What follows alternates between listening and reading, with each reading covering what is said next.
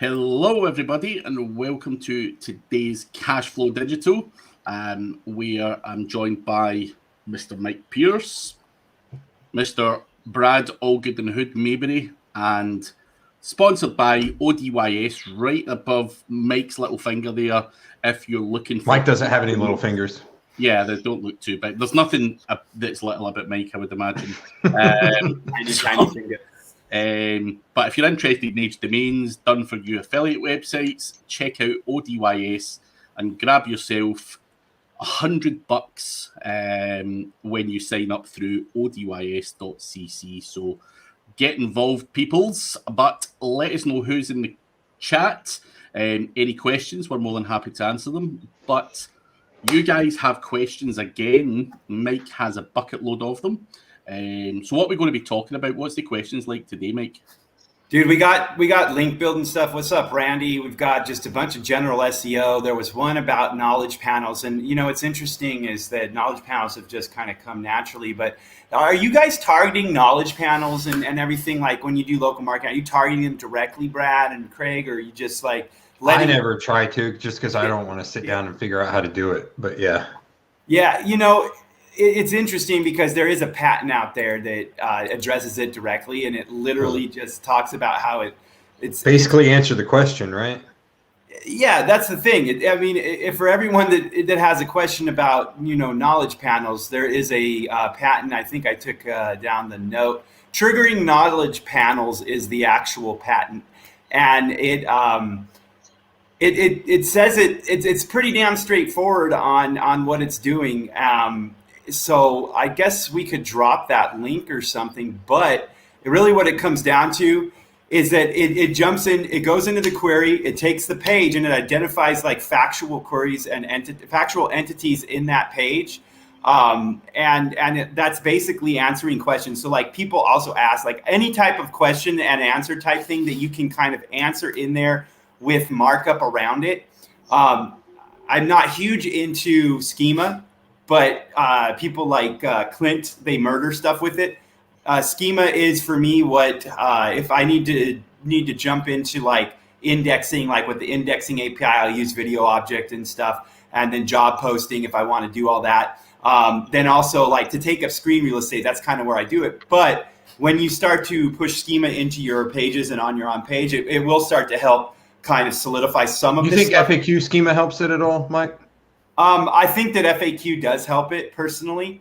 Yeah. I think that it will pull it out. I prefer FAQ for the layout of the page. Grabbing more real estate, you know. Yes, and real estate when the queries shoot it out. And here it says determining that the knowledge panel for a particular factual entity is to be provided with certain determination is based at least on part on the content of the knowledge panel and characteristics of the search result. We can read that, I think, as intent. You can read that. I can't.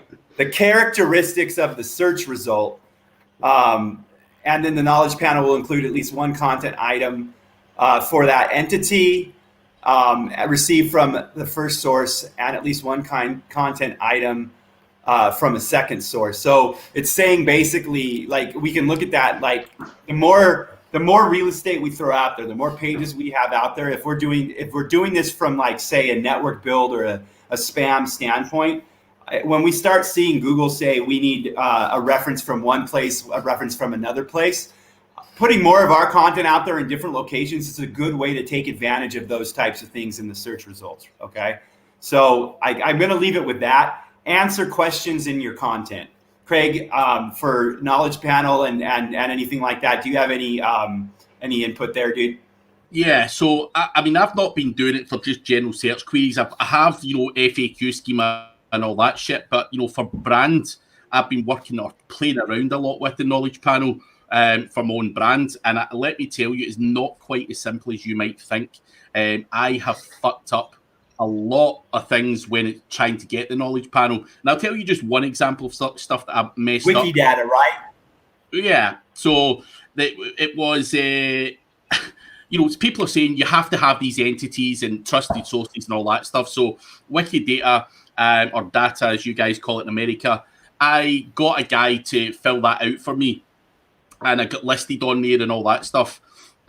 And then I randomly went in, made my own account, and started editing my own profile as you would, adding my social media, adding other stuff. And I got delisted because you cannot edit your own stuff. It has to be done by a third party.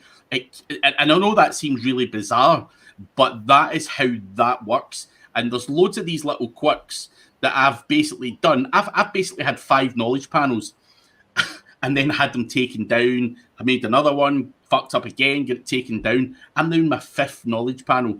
And you know what a professor in college told me, Craig? Yeah. Try again, and then quit. You don't want to be an idiot about it. Yeah. You know what it's like, though? You just become obsessed with it. You're like, I'm not. Yeah. Oh, yeah, definitely, dude. Well, what's interesting in here is that one thing people need to take away is that they say factual. And defining factual for Google means that this is a third-party thing like Craig's talking about right here. This is why they're so sticky about it, because someone who's accepted as a fact, like they can put data out there and Google actually trusts it. They're super picky about this shit, which I think is the way they did you on that. I think it's ridiculous, but it's a good lesson for people out there that if you are engineering news for yourself, don't be doing it in your own accounts, right? I mean, would you say that, Craig? 100%. Also, what I would say is be careful what you call yourself. The only person I know in the SEO world who has a knowledge panel that calls themselves an SEO is Alida Solis. Yeah. Brian Dean calls himself an American entrepreneur or something like that, and stuff like that. So be aware that these Wikidata people, Wikipedia people, fucking hate SEOs and digital. It's just like Fiverr. They went on a big tear too. SEO is kind of, here's the thing. SEO is a subset of a marketer, right? So SEO in and of itself, in quotes, we're shady. To everyone in the industry, an SEO is a shady person, dude. It just comes down to that. Well, it's because of a group, whether it be large or small, within the industry. I mean, kind of fuck it up for everyone else. So you have too many people getting into SEO thinking it'll be easy, taking people's money, and then never being able to deliver. So because they read an article, they thought it would be easy, and they don't get the results. Yeah, exactly. Good afternoon. We've actually got a couple of questions. Yeah, let's go with those before I jump into the other ones too. The Dan Jones, the boxing one. Facebook too. user. Yeah, there's a boxing one. Oh, there was one up. Yeah, sorry, I didn't see the paid Facebook posts. I assume you're talking about paid guest posting. Again, I prefer. There's risk with absolutely everything in SEO. There's risks with not paying for it and going out and doing outreach, standard outreach. So. There's literally risk with everything in marketing, no matter what you're doing. It's the nature of the business we're in. But there's not anything other than getting yourself into some dirty ass networks, getting yourself into an obvious honeypot. For those out there, how would you define a honeypot, you two? I might define it differently. I want to see what you guys say. For SEO, it's somewhere where you don't want to be. In other realms, it's somewhere you definitely want to be. So. Yeah, just choose what honeypot you go into. As the game. There's some stuff that looks good in the outside looking into that honeypot, and you think, man, I'm in there. But yeah, you need traps. Look at them as traps too. Like honeypots are set and bad neighborhoods. It's so basically, as long as you're not throwing yourself into situations where you're buying them from obviously shady shit. Everyone buys links, whether they're SEOs or not. Everyone's buying banner ads. Everyone's buying advertising. Everyone's buying these edges, these connections. So just do it smartly and buy something that's already indexed. Do it smartly and buy something that is relevant. Make it worth your while. If you're going to buy something that's brand new, then back it up with something that's got a crawl on it and relevance or traffic, one of the two, basically. So yeah, I don't really think that there's everyone's going to say there's risk because there's risk in everything, but no, there's no special risk with paying for a link.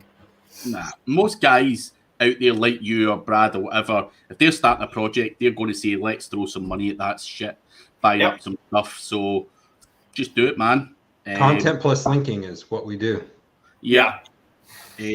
Dan Jones has a boxing question, Brad. About Henry Cooper. Yeah. How would you go about getting images? What I would do is, if the real quick way is go to Google, go to the images search for it, and then put the filter on it where it's Creative Commons or free to share and use, whatever.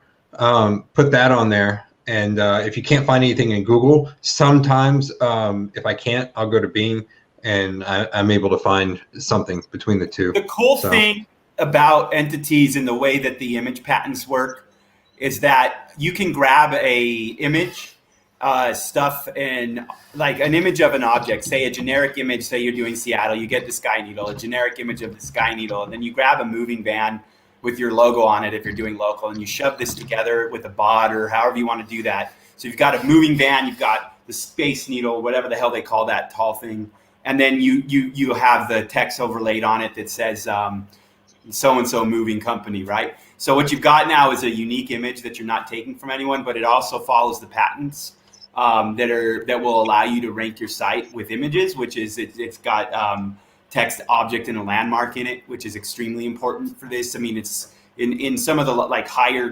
competition, like going against NerdWallet, we've used this kind of tactic and technique to beat out people with much higher budgets by taking advantage of imagery and the way the image patents work. So yeah, you can go get one that's stock. You can go get one. You don't want to grab. Or if you want to have a nice trip, you can go to. Well, I guess he's not boxing anymore, isn't he? Henry Cooper's like back in the day, right? I don't know. Yeah, so never mind. I was going to say current boxers, you could just go to their fight and take a picture. Well, maybe not with COVID, but you just want to go to a fight. Yeah. Dude. Like, here's the thing: is that it's a huge ranking opportunity. It's a way to pull in traffic like you would not believe. So doing an image correctly, I would really suggest. If you can grab one off of Google with the right usage rights, and then that's only going to help your SEO because Google already sees that tied to that entity, like Mike said. You're going to want to check the Vision API, and you're going to want to check the entity data behind the image and see what it's associated with, and make sure you're not throwing off any of the entities. Because what you're going to do when you start to use these images is you're going to assign entity score to it, and it's going to assign entity scoring to your pages as well. So be smart about it and make it very beneficial. There's patents out there that you can read on them that are extremely eye-opening when it comes to it. And we have literally used single images over thousands of websites to then embed on other things to pull them up in the rankings. And it's something that's very possible to do. Was that a happy accident, or did we do that on purpose? No, that was on purpose. It depends on the first time. It wasn't on purpose. Yeah. The other times it was. Now that gets into entity association and disassociation. One of the best negative tactics I've seen out there is centered around entity disassociation. We're not going to go into how to do that because it's shady. But we don't want to be held, responsible. Yeah. It's very possible to shift entity and make it a positive or a negative with imagery and other tactics. So. 10 domains work behind Cloudflare on a single host. I've done it. You could. It depends on your other links too. I wouldn't want to just have 10 links going to it all from the same host, all with Cloudflare. If you've got 100 other links going to it, then mix it in. And I mean, if you're sending it to 10 different sites as well, I mean, there's no issue there in my opinion. But it's all proportions game. Greg, what are your thoughts on that, dude? To be honest, I'm very, very cautious. I like to have them all unique, different hosts, and segregate everything out. Sometimes I'll have Cloudflare, sometimes I won't. I just like to mix shit up as much. Microhost is cheap enough too. It's what, $2 a domain. It's cheap. It's $20 a month for 10 sites. I personally would keep. I do like one-to-one type things when you're using a mask like that. Because it's not foolproof. Honestly, it can fail very easily.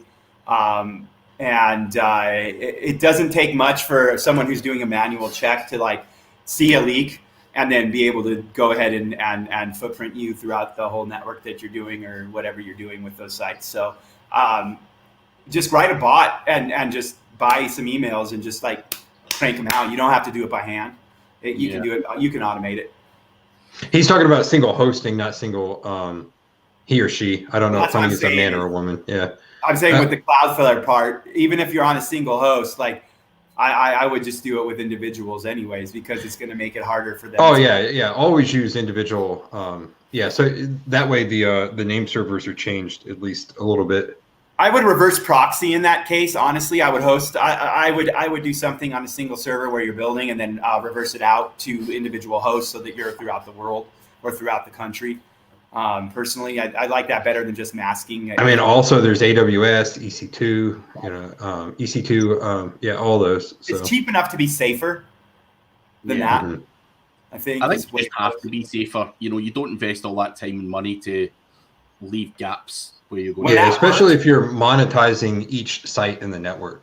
You're making a lot of money with each domain at that point if they're like key aspects of your marketing, and that means that sometimes that's worth a few thousand in it really can pay you back quite a bit. So, I mean, if you're screwed and you have nothing else to do, you can get away with it. But if you can afford the budget, then go and do it right. Go check out the hosting stuff on the MiniNet site and that free training and check it out, because it'll show you how to set up stuff correctly. I would also just say, if you cannot monetize PBN and at least get your hosting and other basic costs, then you're not doing it properly. So, correct. Yeah, that's what we've always said. If they're not making you money, then drop them. Yeah.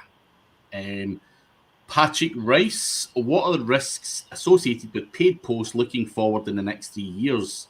Are right for us or advertised posts or directly mentioning sponsored posts a footprint that Google may pick up or penalize for? Now, I'm going to give one instance of something here.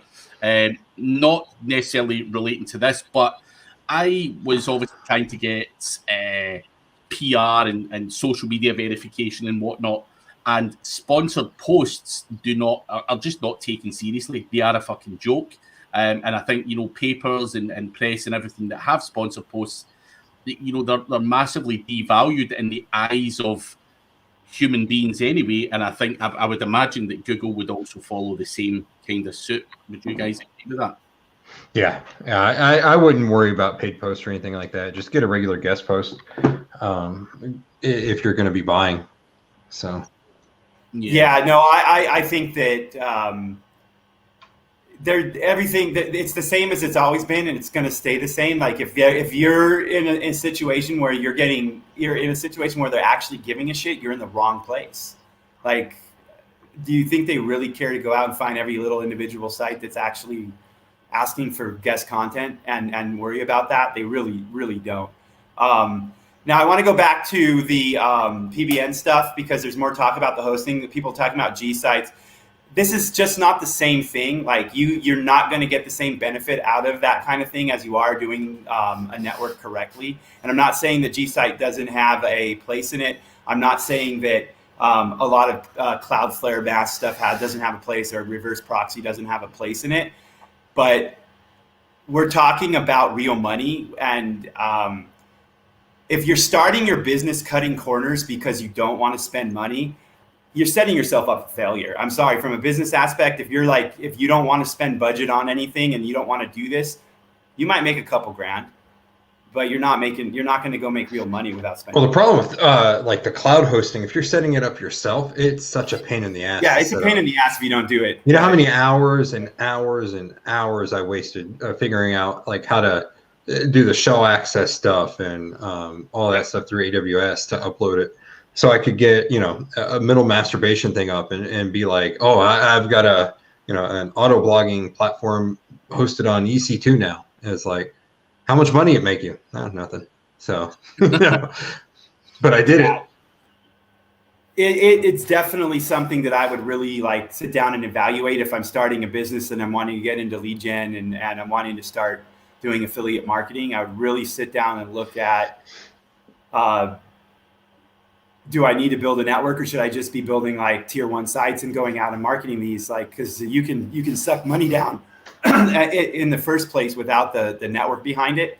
And then when there's money for the network, it just depends on where you are in your capital, I guess. Is a lot of times that comes down to, in my opinion, the keyword research, the very first step. Oh yeah. So that's one of the hardest parts, I think, because that's when you get like the most overwhelmed. Like you're like, where the fuck do I start? There's almost too much opportunity at that point. I don't I don't think I've ever had a situation where a website went up to be a part of a link thing where it didn't add to the campaign enough to pay for its own hosting and registration for itself within a month or two. I mean, like, really look at it as a investment or whatever, because it's literally, when you get them up and they're pulling traffic and you're doing it right, they're paying for themselves. You're not spending money on this. Like, if you leverage this kind of marketing correctly, you are not spending money monthly. You're I mean, from a PPL perspective, on most campaigns, what do you need to pay for hosting and, you know, a domain per year? One call a year.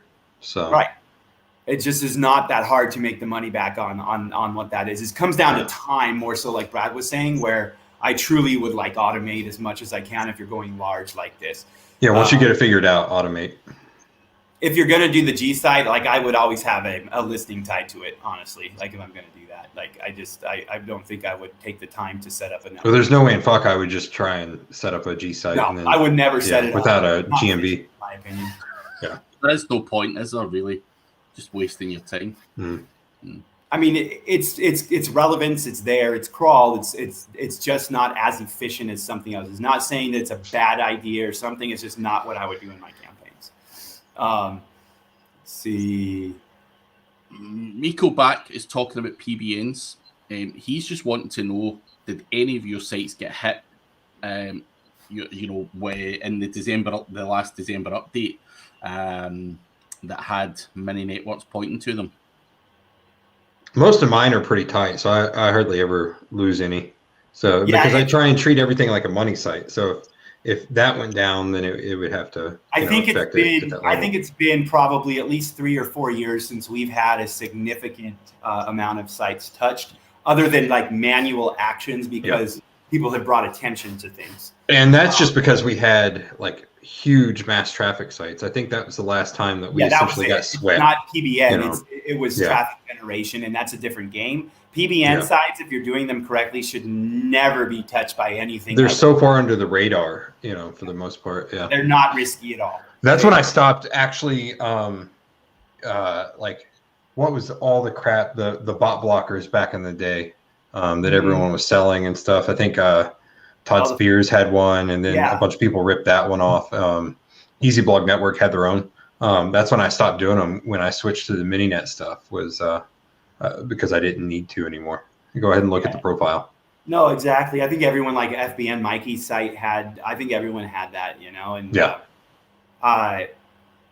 there's just, I think it really comes down to just the fact that if you do it correctly, like, there's not anything that it can cause that's going to hurt you. Like, especially if you're using things like Micra and stuff like that, cloak hosting on these kind of things where you're literally getting reverse proxied across the world or the country, right?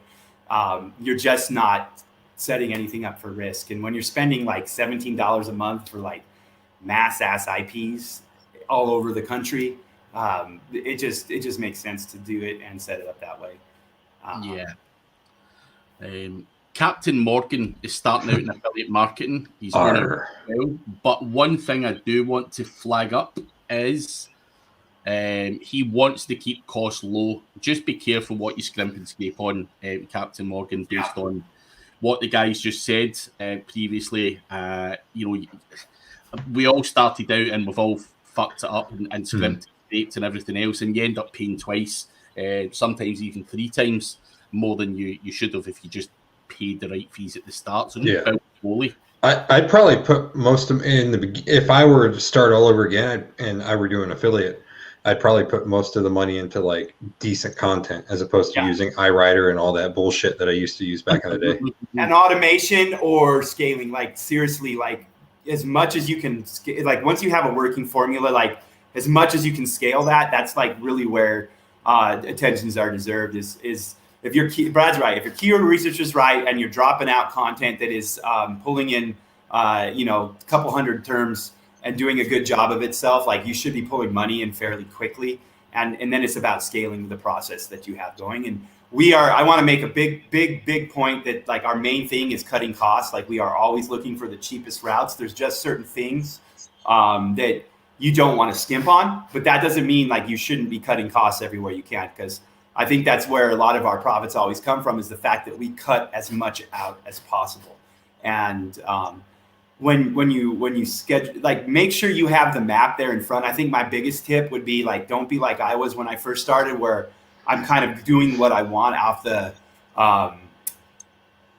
flying off the cuff. Off of the cuff, yeah. Basically, it's just not something that I think is efficient for making money in large scale. You really want, because then you end up being all over the place, and our ADD all kicks in at that point, and then you build, 3 or 4 half sites, and then you end up selling them to Craig and getting kicked in the balls. Then he takes them and actually makes money with them. So. Right. Yeah. Also, on the PBN thing, do you guys ever use 301 redirects rather than building a PBN? This guy, Rohan. Yeah, I call that the lazy PBN method. If I don't feel like doing it, or like building it, because I did a national web design site last year, and there's a plethora of those like expired domains. Not necessarily PBNs, but you use expired domains for PBNs, but they weren't like auction domains, because I would set those up because they cost more.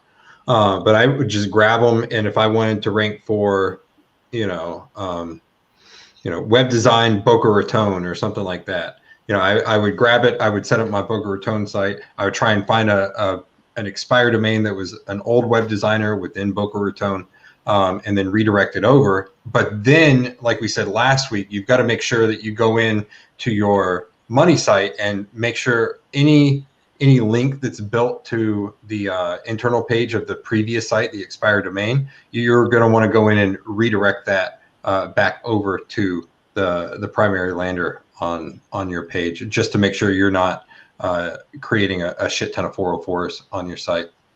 So yeah, you can do it. It's not as lazy as it sounds, but it does take a little bit of time, but it's definitely easier than hosting. So, I mean, I still generate traffic from that one domain, and it pushes the domain weight up, so it helps you. Yeah, absolutely. Everything is always tied to a persona, for sure. Like, there's Scholar involved in everything. And most of the time, where I really care about it is on the GMB, and that's where most of the authorship comes from for campaigns, because that's where. Do you have your author page accessible though? There are profile pages on sites. It just depends on, like, they're tied to GMBs, they're tied to scholarship stuff. So, or Scholar, not scholarship. I'm sorry. Interesting. I don't just see if there's any more questions. 10 tips for ranking higher new site. Rattle them off, Mike. What's 10 tips? Now. 10 tips. 10 tips. Just the Don't tip. cut corners. Yeah. There's 1. 9 more. 9 more. Amount to a lot. This guy's writing an article. Yeah. A good strategy, that. Just go and get them to talk the content through to you. But yeah. Here's the thing. I know everybody that I have seen talk about cutting corners. I have seen their networks be hit. I really want to make an iteration right now. Like, there are people here that have been doing this for years and years and years. If you don't have the experience and the successes behind it, I really, really am hesitant to allow you to cut corners, and I'm going to keep telling you that.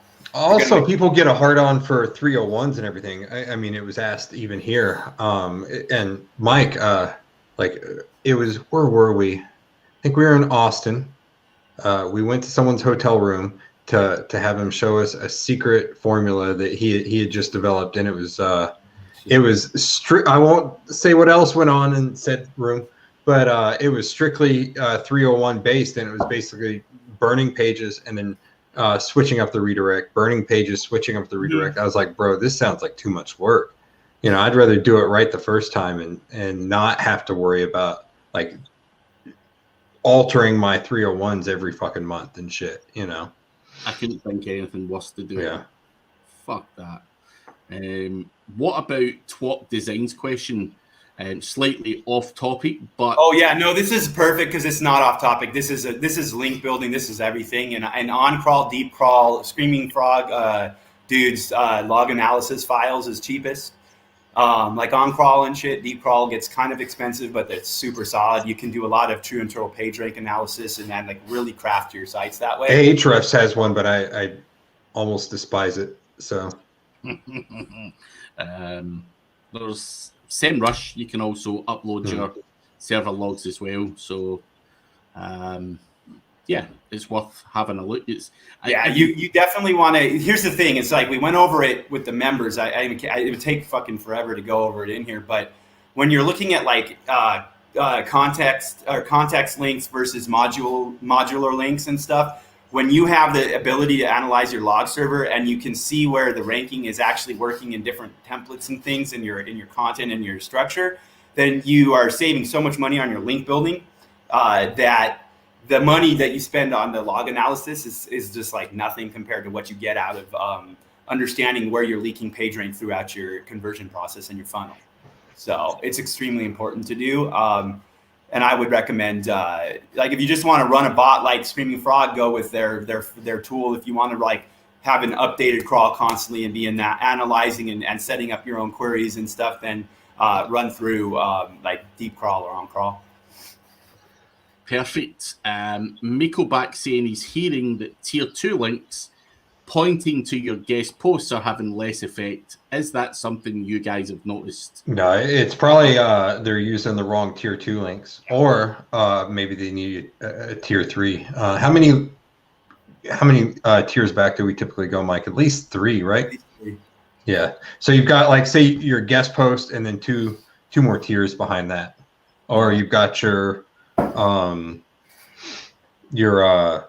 social networks and you got 2 more tiers behind that. And we're using pre-index pages, stuff like that, stuff that actually has traffic power going to the site as a whole, and typically directly on the page that you're getting a link from.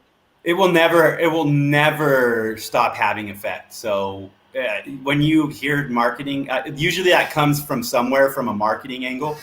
And I don't know where you picked it up at, but or it comes from people sending shitty tier 2s. Yeah, absolutely. It could be a bad service. It could be it could be on the tier 1 as well, dude. Like, I mean, GSA directly behind all your tier 1s back in the day worked, and that stopped.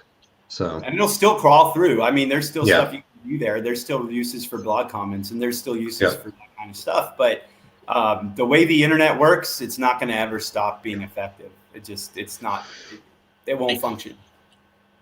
It could also be a bunch of shitty guest posts that he got here as well. True. We don't know. So the guest post might have just been crappy or saturated. Exactly. And it's also about like, the thing is, like, I say the service, but a lot of the times the service is there and you can make it effective for yourself if you know what you're doing. But if you don't know what you're doing, you can just waste your money. Yeah, like you can make money on, or you can get rankings from network guest posts. I mean, a lot of the time, which is like someone's network. It's not legitimately a guest post where it's manual outreach and stuff. But you're going to want to do your gap analysis. You're going to want to do your link mapping. Like, you should understand. And when I just talked about modular versus content contextual linking and PageRank and PageRank leak, like, you need to be understanding where all of that is and where that's affected and what's wrong, what's leaking if you don't have it locked down. Like, constantly, like, I've got sites that were put up in 2004 where I have to continuously watch logs and make sure that my PageRank is flowing efficiently and my PageRank is flowing the way I want it to. And you have to take into consideration your conversion type of site as well, whether you are a centralized or a decentralized conversion flow. It all has to do with your link building. So, like, you can't just go out and I'm going to buy this service and throw it here and make sure and then think it's going to work. You really. But I've been told that, Mike.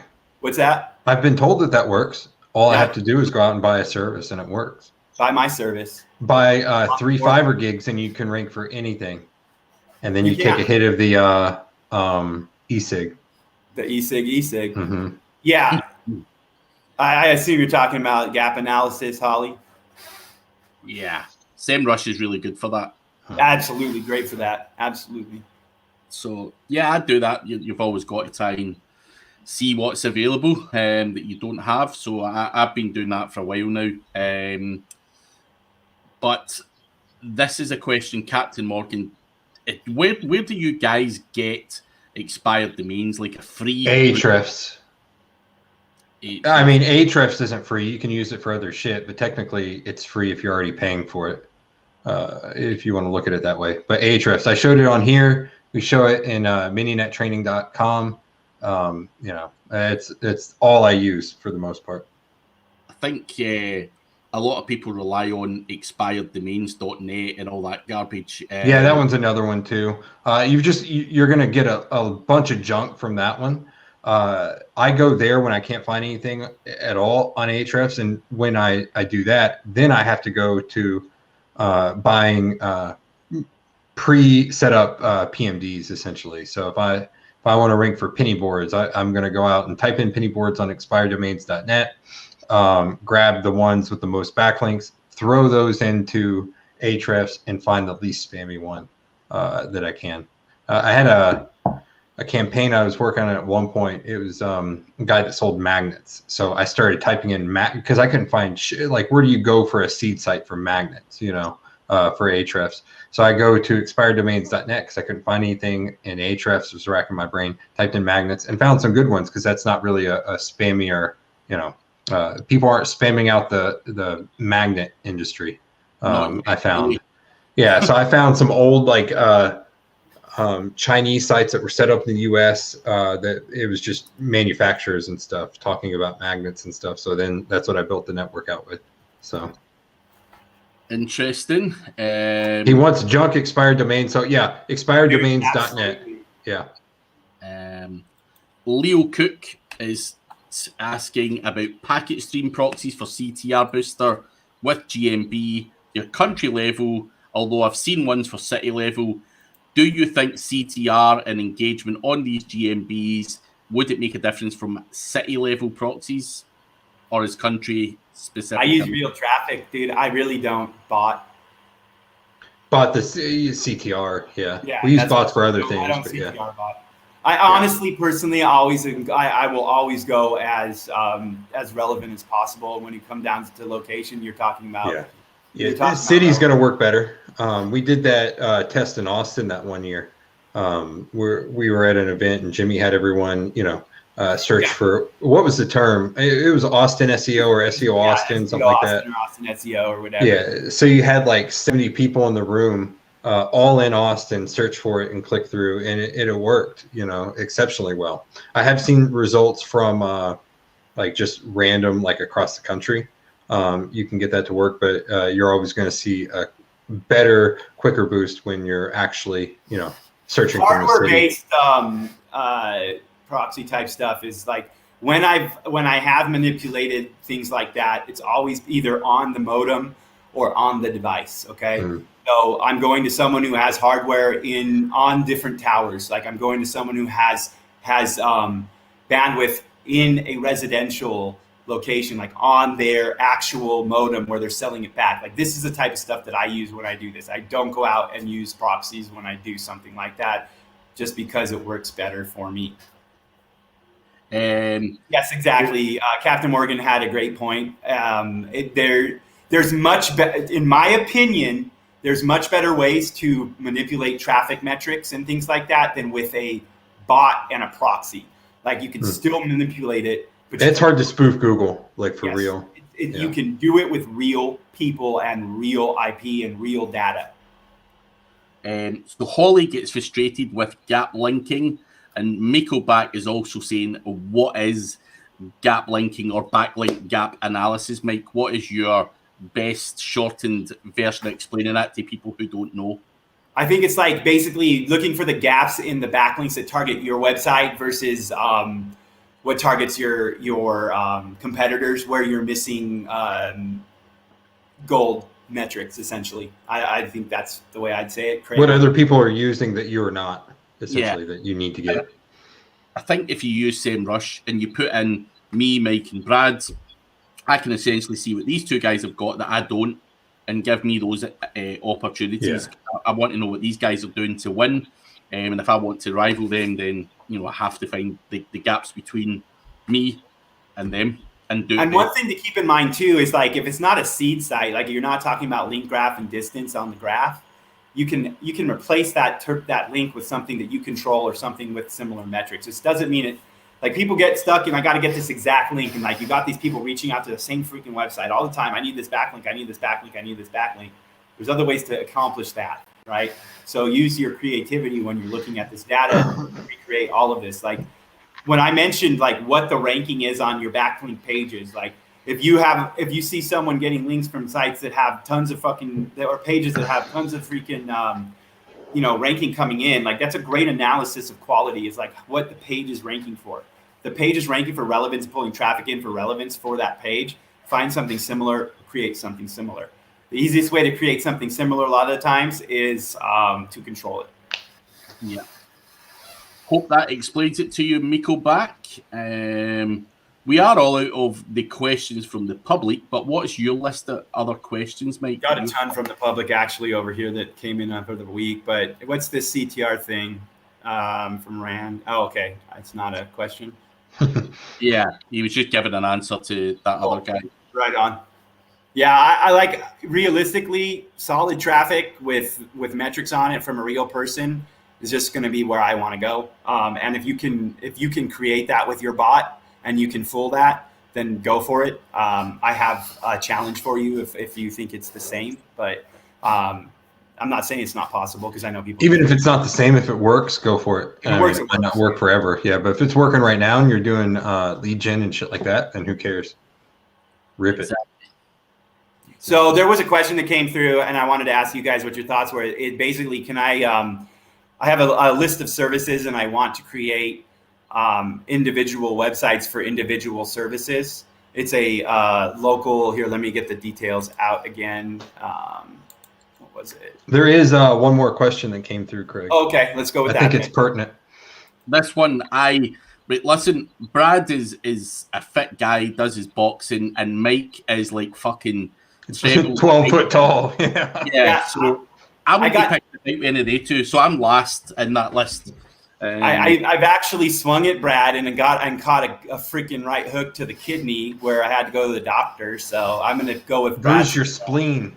That was a happy accident. You're right. It was my. I didn't mean to do that. Right. Yeah, but you bruised it, bro. Yeah. And it was the first day of that event, dude. That hurt like hell, dude, for like 3 weeks afterwards. At least I didn't hit your liver. It would have exploded. My liver would have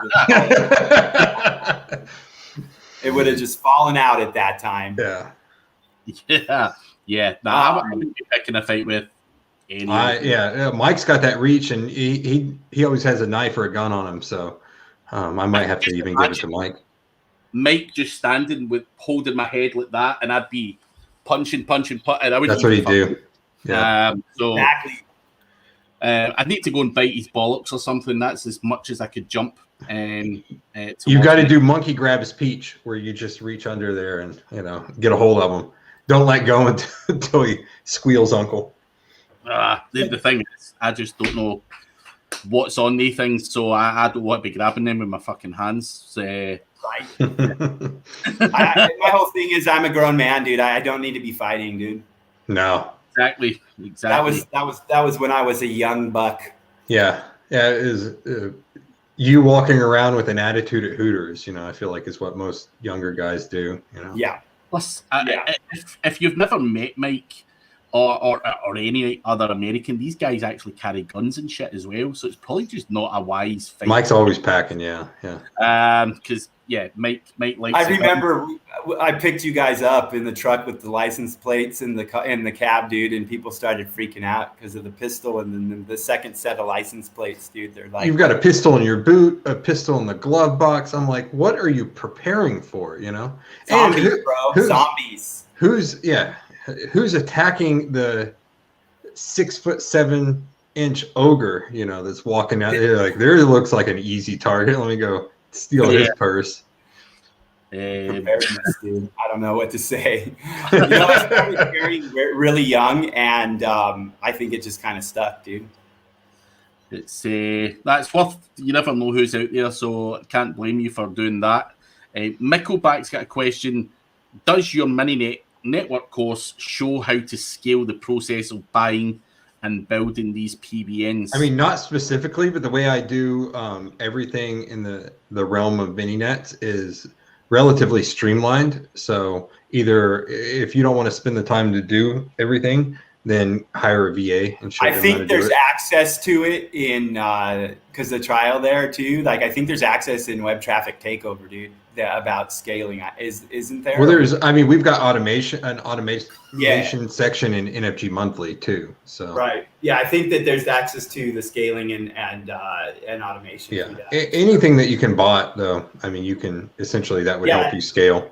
When it comes down to it, as long as you can systemize it, it's straight up easy to create automation for it. It's just not difficult. There's people that will do it for you. If you need to scale ASAP, dude, just get in touch, dude. Jump in that course and then get in touch. It'll get the contact info. If you get in there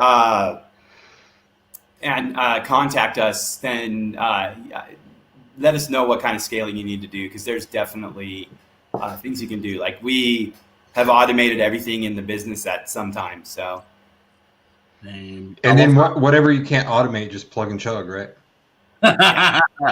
Actually, I was at a conference in Poland in October there, and there was this big guy. He's actually like Mike. He's a big 6'7", crazy motherfucker. And he basically said to me, I don't want to hear anyone talking about anything I physically have to do. If I can't automate it, I ain't fucking interested in doing it. And the guy has some sick, custom-made shit. It's insane. You have to. I mean, you can literally for decade plus, maybe 15 years now, I've been automating as much as I can. I had a 2-year period where I literally automated all of my income with a fucking simple macro, dude. And that was solid ass income. So it's super possible to automate. Like if I can do it, you just got to figure it out first and then automate it. Exactly. I mean, we're not even automation experts. I mean, we automate a lot of stuff, but I mean, like your guy in Poland, I'm sure he blow the shit out of our stuff. You know, this guy comes from like a developer type background. He automates the shit out of everything. And it's funny. I was talking to Cotton Grammar at an event one time, and he's like, "If I got to fucking set up hosting, I'm not fucking doing it." And that's when he would just. That's when he was setting up 2.0s, like a whole bunch of. That's when 2.0s were more prevalent, so he didn't have to do the hosting, and then he would just link the fuck out of those. That dude got to like $800K a month with his agency, like just do that kind of automation with a single frequency. Dude. Like no hosting at all. So it's funny. Yeah, absolutely, Holly. It's just it doesn't. We don't like. I feel Craig's pain, like when he had the agency and was just going crazy with it, like. If you get yourself locked into this like day-to-day grind, dude, might as well go get a day job, dude. Like it's easier to have a fucking day job if you're gonna do it every day. Like seriously, I would rather have. I was talking to T right before this, Mike, and that's what he's ended up with in his most current situation. He's like, I know he was telling me he's so bummed, dude. He's like, I got another fucking day job. It's a well-paying day job, but it has a nice end result when it goes. Exactly. And it's not a day job, but it feels like one for sure, dude. Yeah, that's what it seems like. So, and also, can you just confirm what the URL is for your Mininet course? Minettraining.com should be up. Mininet training. I'm just going to put it on there for people who don't know or haven't been on. And there. I did get called a fucking dipshit last week for putting out something that. It's got video, just so fair warning, it's got videos from about 3 years ago. We released a bulk of these videos for people that were going to an event that we were having because they needed to catch up. So I put the Mininet training actually together because previously we just shared it live, but we didn't have time to do that at this specific event. So we wanted everyone to have that training. So I went ahead and shot it. It's when I'm about 30 pounds heavier, so don't judge, you know. But I got called a fucking dipshit this past week for putting out stuff with 3-year-old videos. I'm like, well, one, no one else has seen these except for that small group of people that went to that specific event 3 years ago, and two, it's still completely relevant. Which why would I reshoot it? Yeah, no, we really haven't. We've tweaked processes over the last 6 years, but. The core is the fucking exact same from what Mike and I taught at the very first NFG event in Orlando. What year was that? 2016, 2017, somewhere in there. God. Was it 15? 15 or 16, yeah. And the thing is that things do change, but it's like the question about, the tiered linking and all this and that. This stuff does not, the core of this is always going to be the same. There's definitely rank score modifiers that tweak and things you have to tweak, but core processes, this is the thing about it, like get them locked down so you can start automating. This is how you scale your marketing business. Yeah, I mean, link building hasn't changed hardly at all. Where I would see the biggest come up for us is on page, where we incorporated specific tools to that's the biggest thing. Expand the keyword sets. Yeah. I haven't changed link building for shit, dude. I don't even know, because it never changes really. Yeah, I got a PM the other day that asked if the 08 method still worked. It's like, fuck yeah, it works. Like it's not gonna. Well, it takes huge advantage of modular links, dude. Yeah.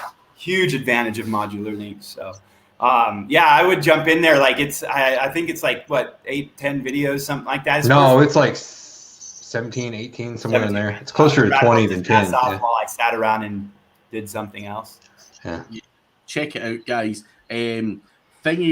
Captain Morgan was asking, I don't know if this means anything, but are we the creators of mini PBNs?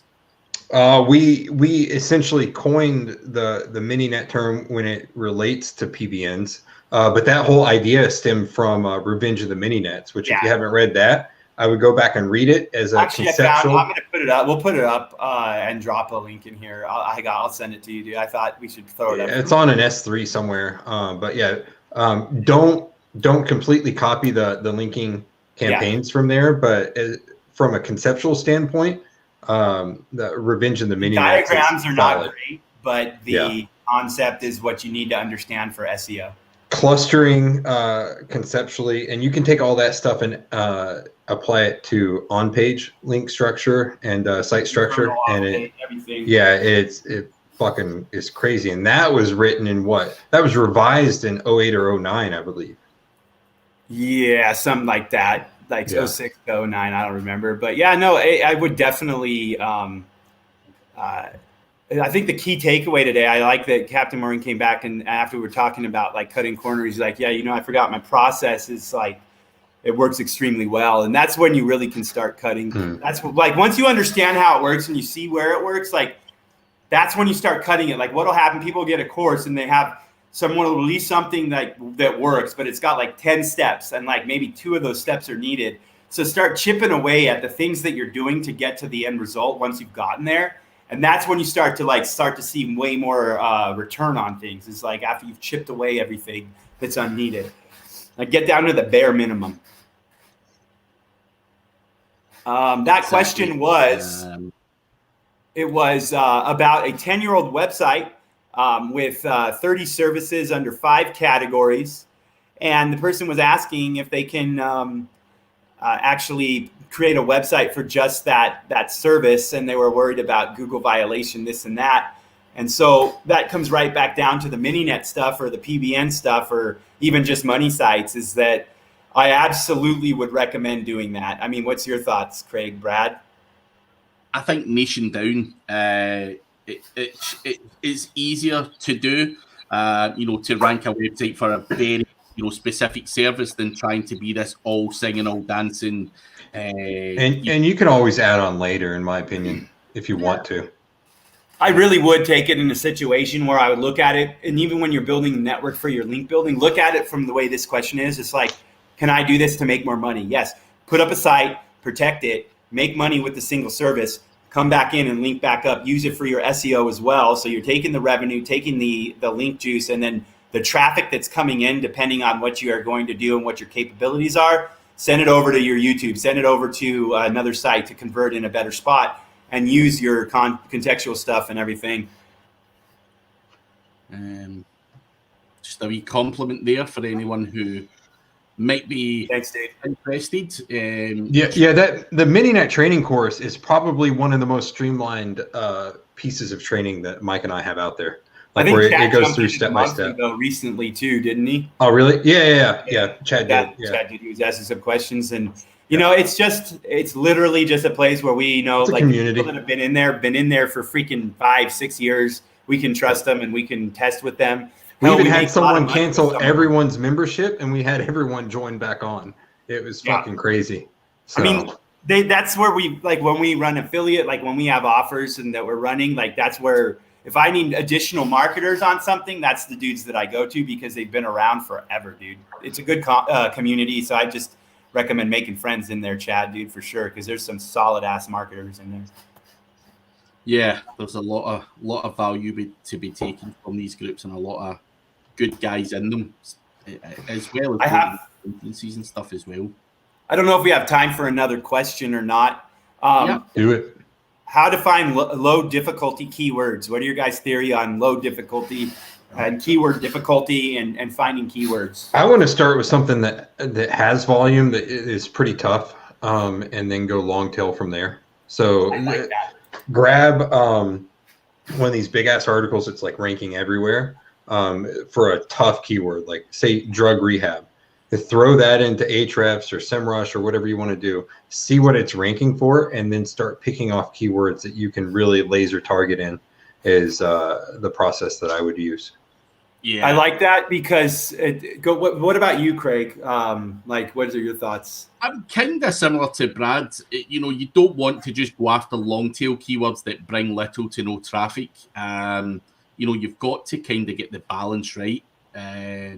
Between something reasonably competitive and mix it in with some of those long tails. But we're SEOs here, and why are we not reaching for the kind of competitive stuff from the get-go anyway? It's madness not to. You can do it, so why not start there and then my whole thing, there was a comment about instant rankings and everything, and that's the thing, is once you find the top level content that you're targeting on that page, when you come in with the right lexicon and the right keyword research to support that keyword, now you have all the instant rankings and all the easy rankings coming into that page.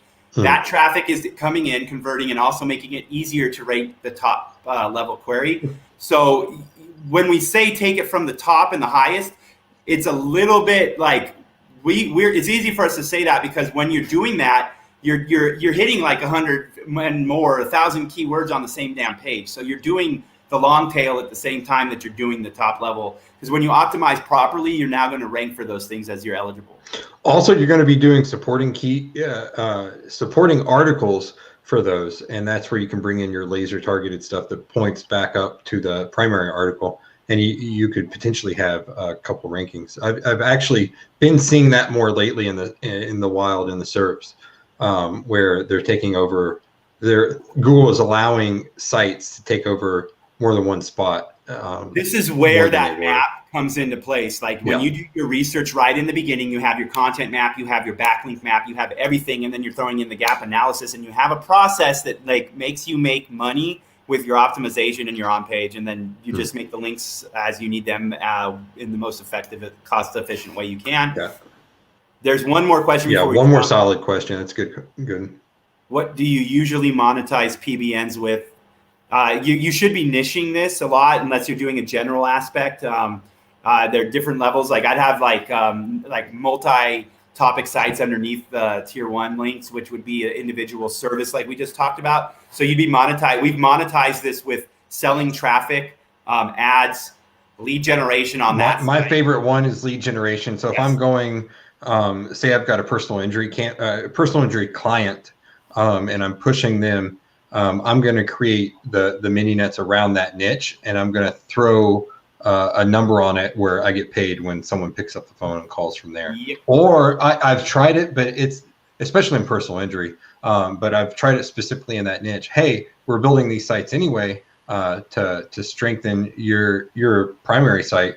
Would you like to buy leads from us? If they're already paying you for SEO, they typically don't want to pay for additional leads. And at that point, you just send it to a network. Yeah. But there's so many things you can monetize it, like Brad says, monetizing the numbers, maybe even putting a premium number on there that then goes through to the supplier. You're making money on that alone. I've done that before with absolutely. Yeah, then you make sure that they're getting calls from your call campaign. Sales are the best thing in the world, man. I love call. The money from selling calls is, to me, the best thing you can find. It's the best money. It's the easiest money if you have the right skill set and tools. I'd much rather sell a phone call than a data lead, dude. Yeah. But you can also, do hotel affiliate stuff on there, Amazon affiliate, whatever the fuck you want. If you end up building a local authority site, then you can do all kinds of shit if it's powerful enough. If you've got one that you're trying to rank in a personal injury attorney in Tucson, maybe you've got like 5 or 6 personal injury theme sites and then a few that are strictly Tucson because maybe you have some other clients there. There's a shit ton of ways that you can monetize that. Yeah. Real quick, so there's a thing about 50 instance small rankers makes core so much easier. What you're doing is you're doing your research. Now you have a main level topic for the page. You have like, say, 30 keywords you're putting on that page that are like LSI related entity. Those also become anchors potentially. They also become support pages potentially. So you're doing one set of work for a huge spread of the campaign. Yes, it makes it much easier to pick all that stuff out in the beginning, throw it together and do it right from day one, than coming back in. However, if you get something where someone's already got an existing website, you come in and do that, that's where your real big successes come in. Yeah, for client work especially. Yeah. But sadly, guys, we are out of time for this week. We never even got round to doing a lot of Holly Starks. Thank you very much for that. Holly. A lot of time to go through Mike's actual questions, which he's got a bunch of written down. But a bunch of good questions come in today. That's awesome. Yeah, I'll keep collecting the questions as they come through, and we'll keep answering them as they come here. But yeah, we will see you guys same time next week for more of the same. Do check out the minettraining.com. It is minettraining.com. Minettraining.com, yep. Yeah. And check out NFG daily, weekly, whatever it is you guys. NFG monthly. NFG monthly. NFGmonthly.com and check all that stuff out, guys. But we will be back at the same time next week. If you do like what you've seen, make sure you give the video a like and subscribe to the channel as well, guys. But hey, thanks for all the nice words in there, fellas. And thanks everyone. Appreciate your time. Cheers. See ya.